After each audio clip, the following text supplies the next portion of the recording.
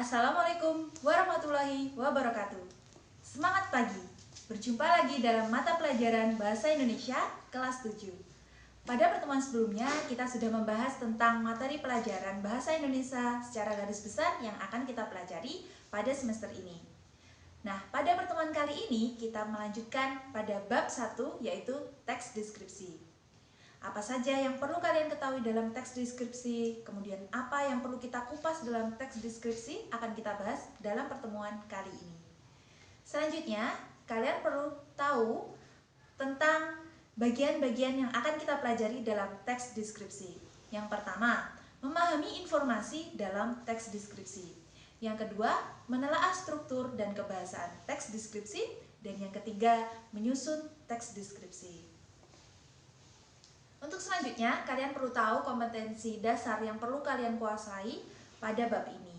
Yang pertama 3.1, mengidentifikasi informasi dalam teks deskripsi tentang objek. Objek yang dimaksud itu bisa berupa sekolah, tempat wisata, tempat bersejarah, dan atau suasana ketika pentas seni daerah yang didengar dan dibaca. Lalu selanjutnya saya bagi menjadi 4 bagian untuk memahami dan mengenali informasi dalam teks deskripsi. Yang A yaitu pengertian, B tujuan, C ciri, dan D jenis. Selanjutnya kita pahami dulu apa yang dimaksud dengan teks deskripsi. Mungkin sebelumnya pada waktu di sekolah dasar guru kalian sudah mengajar tentang teks deskripsi mungkin, tetapi tidak langsung menyebut bahwa itu teks deskripsi. Jadi apa yang dimaksud dengan teks deskripsi? Teks deskripsi ialah sebuah teks yang gagasan utamanya berupa penggambaran secara jelas mengenai suatu objek. Objek dalam teks deskripsi ini bisa berupa tempat wisata, tempat bersejarah, pementasan seni daerah, dan atau peristiwa yang sedang menjadi topik pembicaraan saat ini. Itu untuk pengertiannya. Kemudian yang kedua mengenai tujuan teks deskripsi. Tujuan dari teks deskripsi ialah untuk menggambarkan atau melukiskan secara rinci tentang suatu objek atau suasana sehingga pembaca seakan-akan melihat, mendengar, atau mengalami yang dideskripsikan secara langsung oleh si penulisnya. Jadi yang namanya melukis, ya melukis itu secara mendetail, secara rinci, secara lengkap. Itulah teks deskripsi.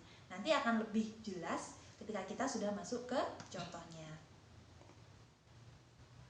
Nah ini, contoh penggambaran atau pelukisan dalam teks deskripsi tentang sekolah ini yang kita ambil. Coba kita baca sekilas. Sekolahku. Sekolahku tampak bersih. Nah, tampak bersih. Bersih itu bisa dilihat melalui panca indera yaitu mata ya. Jadi di sini kita melibatkan panca indera yang berupa mata. Halamannya luas dan ditumbuhi rumput-rumput hijau yang membuat suasana tampak sejuk. Di sini juga ada melibatkan penglihatan dan kalau sejuk itu apa? Rasa ya, kulit. Selain itu, di halamannya ada pohon beringin yang cukup lebat. Ruang kelas sekolahku cukup besar. Semua lantai ruangan menggunakan keramik. Dinding kelasnya berwarna kuning, warna cat pintu dan jendelanya berwarna hijau. Jadi di sini dalam teks deskripsi ini sangat melibatkan sekali indera yang dimiliki oleh si pembaca nantinya. Jadi penulis harus pandai-pandai bagaimana agar si pembaca ini walaupun dia membaca lewat tulisan tetapi dia bisa tahu benar-benar kondisi asli objek yang dideskripsikan. Seperti itu. Selanjutnya, kalian juga perlu tahu tentang ciri umum dari teks deskripsi ini. Yang pertama, menggambarkan sesuatu. Sesuatu ini objek ya, bisa benda, bisa tempat, bisa orang, itu yang dimaksud dengan objek tadi. Kemudian yang kedua, objek yang digambarkan itu dituliskan secara jelas dan terperinci, melibatkan alat indera tadi ya. Kalau penglihatan itu ya bisa dari segi warnanya atau luas sempitnya, itu melibatkan indera penglihatan. Indera pendengaran mungkin ada suara deburan ombak apa, suara gaduh apa, itu melibatkan indera pendengaran. Atau indera perasa tadi, indera dari sentuhan tadi juga bisa dingin dan lain-lain, itu melibatkan alat indera. Yang ketiga, menjelaskan ciri-ciri dari objek yang digambarkan. Bisa berupa bentuknya, ukurannya, warnanya, keadaan, dan lain sebagainya. Itu perlu diperinci dalam teks deskripsi. Lalu selanjutnya kalian juga perlu tahu jenis-jenis dari teks deskripsi. Itu jenis-jenis teks deskripsi ini dibagi menjadi dua, yaitu jenis berdasarkan tujuan dan jenis berdasarkan isi. Jenis berdasarkan tujuan itu ada dua, yaitu sugestif dan ekspositoris. Kemudian jenis berdasarkan isi itu ada tiga, yaitu tempat, waktu, dan orang. Sekarang kita bahas lebih dalam mengenai teks deskripsi berdasarkan tujuan. Yang pertama, deskripsi sugestif. Deskripsi sugestif di sini bertujuan menciptakan pengalaman kepada diri si pembaca karena berkenalan langsung dengan objeknya. Sedangkan deskripsi ekspositoris ini atau deskripsi teknis ini bertujuan untuk memberi identifikasi atau pengenalan mengenai suatu objek. Pembaca dapat mengenali objek jika bertemu atau berhadapan secara langsung. Agar lebih jelas, kita lihat langsung ke contohnya. Oke, di sini ada contoh teks deskripsi sugestif berjudul Pantai Suwuk. Pantai Suwuk, tempat wisata yang menakjubkan. Pantai ini berlokasi di Desa Suwuk, Kecamatan Puring, Kabupaten Kebumen, Jawa Tengah. Gapura selamat datang dengan cat oranye selalu menyambut ramah kunjunganku ke pantai ini. Pohon-pohon kelapa sawit berjajar sepanjang jalan menemui langkah kakiku menapak hamparan pasir putih berkilauan, sampai dan seterusnya sampai bawah. Jadi kalau sugestif itu digambarkan secara fisik, jadi secara apa adanya si objek itu, apa yang terlihat di depan mata si penulis tersebut.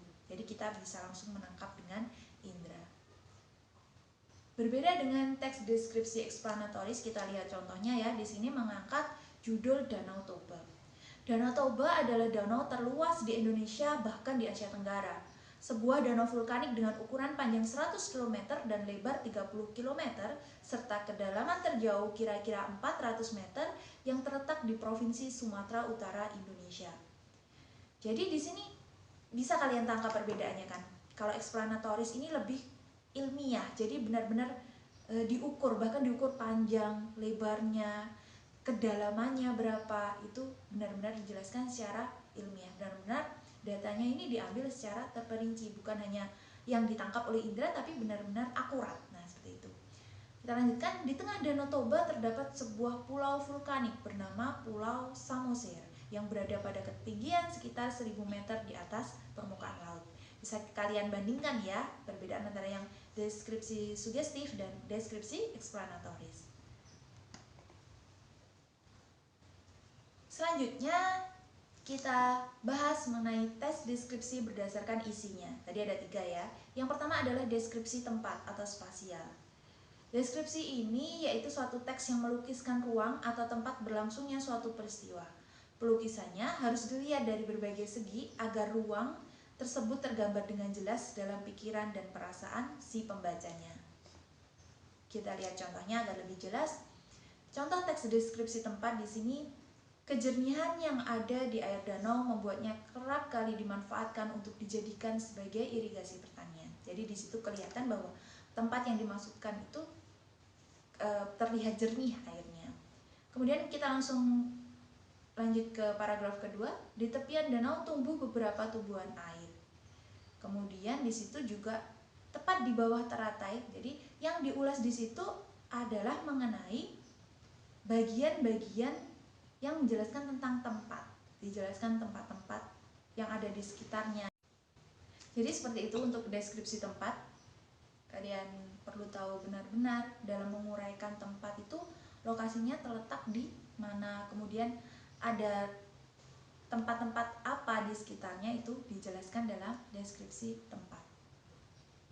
Selanjutnya yang kedua ialah deskripsi waktu. Deskripsi waktu ini menggambarkan urutan waktu atau kronologis. Berdasarkan gambaran tersebut, pembaca akan tahu urutan kejadian yang berhubungan dengan waktu yang dipaparkan. Contohnya di sini. Saat itu jam tanganku menunjukkan pukul 18:10 waktu Indonesia Barat. Matahari semakin menjauhi diriku yang saat itu berada di halaman sekolah. Setiap menit matahari semakin menjauh dari pelupuk mataku. Tampak sinar jingga cerah bersinar membuat langit berwarna merah jingga. Beberapa menit kemudian langit berubah menjadi gelap. Nah, ini contoh dari teks deskripsi waktu, bisa diperlihatkan bagaimana waktu dalam teks tersebut diuraikan secara jelas. Tidak hanya berhenti di pukul 18:10, tetapi juga dijelaskan bagaimana suasana waktu pada saat pukul 18:10 tersebut. Mulai dari matahari, suasana matahari, kemudian warna langitnya, itu kan juga bisa menunjukkan waktu. Selanjutnya yang terakhir yaitu teks deskripsi berdasarkan orang. Teks deskripsi orang ini sebenarnya luas ya, objek, teks deskripsi objek sebenarnya tidak harus selalu orang, bisa tumbuhan ataupun hewan. Pendeskripsian orang akan menceritakan orang atau objek tersebut secara terperinci. Mendeskripsikan orang dapat dilakukan melalui berbagai cara, yakni dengan memilih aspek yang akan dideskripsikan seperti bidang milik, bidang mungkin fisiknya, terus tindakannya atau wataknya, itu kalau orang. Kita lihat contohnya di sini. Kalau di sini bukan orang ya yang saya ambil contoh, di sini saya ambil contohnya adalah Milo. Milo ini adalah seekor kucing. Kita baca. Milo memiliki bulu yang cukup panjang dan lebat. Warna bulu Milo adalah putih. Tubuh Milo juga sangat gemuk dan juga berisi. Hidung Milo sangat pesek, bahkan hampir tidak terlihat serta tersamarkan dengan wajahnya yang cabi. Jadi di sini terlihat di paragraf pertama itu dijelaskan tentang perawakan si Milo ini, si kucing ini. Jadi dijelaskan secara fisik yang terlihat. Kemudian yang kedua, paragraf kedua, Milo merupakan hadiah pemberian dari nenek pada ulang tahunku yang ke-10 tahun. Ini sudah mulai beralih ke sejarah bagaimana Milo itu masuk ke rumah tersebut. Jadi untuk contoh teks deskripsi objek di sini kita fokuskan kepada fisik dari si hewan, fisik si hewan, si Milo itu tadi. Baik, itu tadi ya yang sudah kita bahas untuk pembelajaran hari ini. Semoga kalian paham. Jika tidak paham, kalian bisa menanyakan melalui grup WA atau melalui timeline. Selamat belajar, tetap jaga kesehatan. Wassalamualaikum warahmatullahi wabarakatuh.